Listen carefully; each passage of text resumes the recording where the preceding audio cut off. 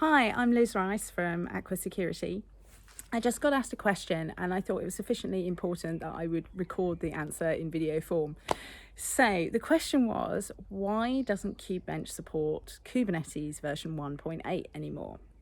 I'm recording this in April 2020 and the current version of Kubernetes is 1.18.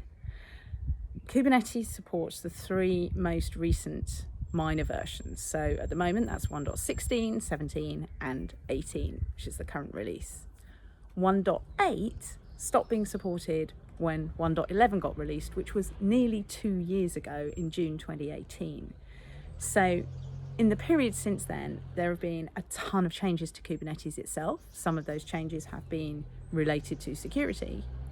But more importantly, there have been a lot of security fixes, some really important security fixes that have gone into Kubernetes in the last couple of years. And if you're running with Kubernetes version 1.8, you don't have any of those fixes. There's every possibility that you're running with a version of Kubernetes with giant security flaws.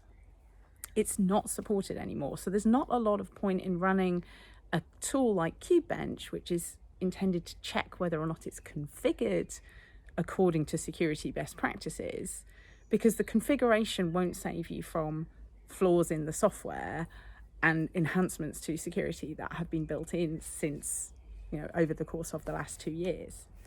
So kube-bench doesn't support 1.8 anymore because Kubernetes doesn't support version 1.8 anymore. From a security perspective, please run Uptodate software.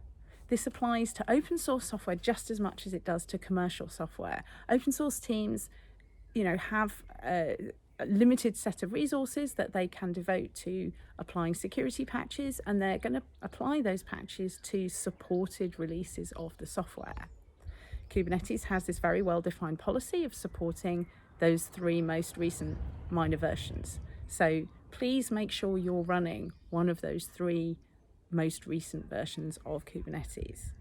Now, if you're running an up-to-date version of Kubernetes, you might want to use kube-bench to check the security configuration matches the recommendations from the Center for Internet Security. But do the upgrade first. That is more important from a security perspective than checking the configuration. Go ahead right now, check what version of Kubernetes you're running. And if you're running an old version, let me know in the comments, all right?